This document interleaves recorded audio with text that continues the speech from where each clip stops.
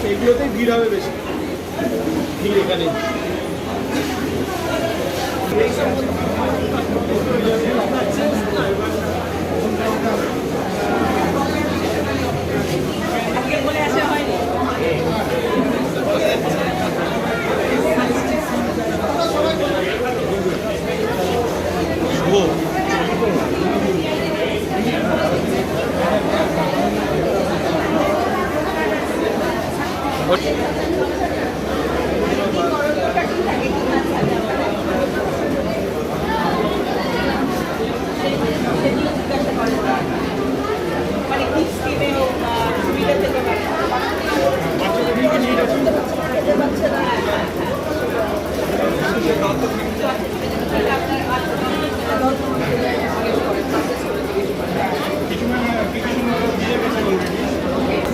এটা কিন্তু আমাদের স্ক্রিনের মধ্যে নেই, এটা ম্যাডামের স্ক্রিন লিস্টের মধ্যে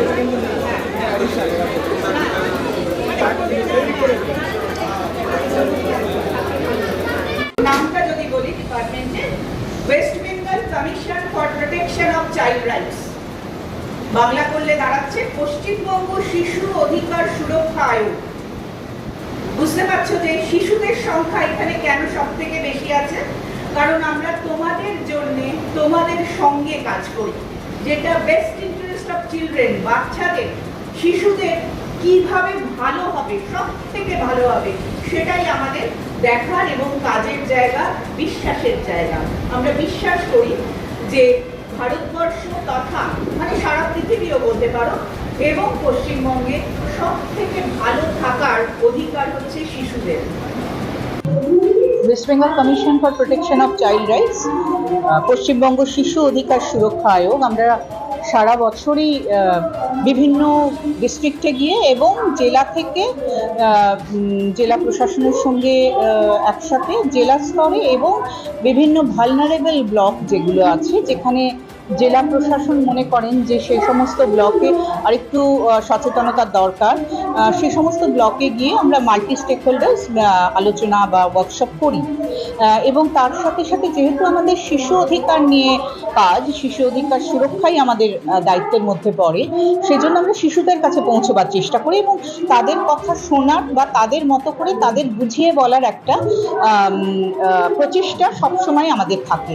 তো আজকের যে ওয়ার্কশপটা সেটা সেই প্রচেষ্টারই অঙ্গ বলতে পারেন। যেমন আমরা অন্যান্য জেলাতে অন্যান্য ব্লকে গিয়েও করি, ঠিক সেরকমভাবে জেলা প্রশাসনের মনে হয়েছে যে কালিয়াগঞ্জ ব্লকটিতে আমাদের সকলের পৌঁছানো দরকার, বারংবার পৌঁছানোর মধ্যে এটা একবার, যেখানে আমরা প্রায় 10টি স্কুল থেকে 10টি করে স্টুডেন্ট এবং যারা 11, 8, 9, 10, 11 এরকম শ্রেণীগুলোতে আছে এবং তাদের সাথে বসে শিশু সুরক্ষার বিষয়গুলো, ধরুন সংবিধান আমাদের কি বলছে শিশু সুরক্ষার ক্ষেত্রে, আইনগুলো শিশু সুরক্ষার জন্য আমাদের দেশে যে আইনগুলো রয়েছে সেই আইনগুলো কি বলছে এবং ওদের ভূমিকা কি, এইটার সাথে সাথে ওরা কি বুঝছে, ওরা কি চাইছে, সেটা জানাটা ভীষণ জরুরি। যে আজকের শিশুরা যারা এরকম 6, 7, 8, 9, 10, 11 পড়ছে, তাদের নিজস্ব মতামত তৈরি হয়েছে, তারা নিজেদের ভালোটা নিজেরা বুঝতে শিখুক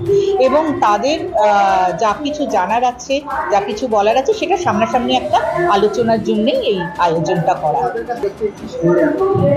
তাদের কাছ থেকে শোনার মধ্যে মানে এখন তো ওয়ার্কশপটা চলছে, আরও কিছু বক্তব্য নিশ্চয়ই আসবে।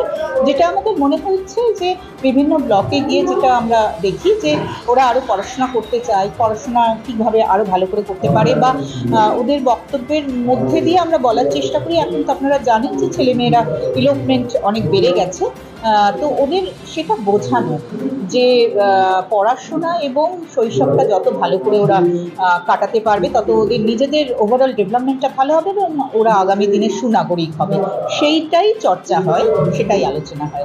যদি কোনো বাল্য হচ্ছে বা দণ্ডনীয় অপরাধ, প্রথমে হচ্ছে এফআইআর হবে। এফআইআর হয়ে কে অ্যারেস্ট হবে?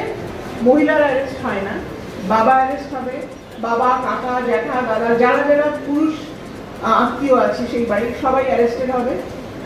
বরযাত্রীর পক্ষে যারা আছে পুরুষ সবাই অ্যারেস্টেড হবে, যিনি পুরোহিত অথবা মোল্লা তিনি অ্যারেস্টেড হবেন, যিনি কেটারিং করছেন রাঁধুনি তারা সবাই অ্যারেস্টেড হবে, যারা প্যান্ডেল বেরিয়েছে তারা অ্যারেস্টেড হবে, এবং যারা বরযাত্রী এসেছে নেমন্তন্ন খেতে তারা সবাই অ্যারেস্টেড হবে, এবং মিনিমাম 2 বছরের জেল হবে তাদের।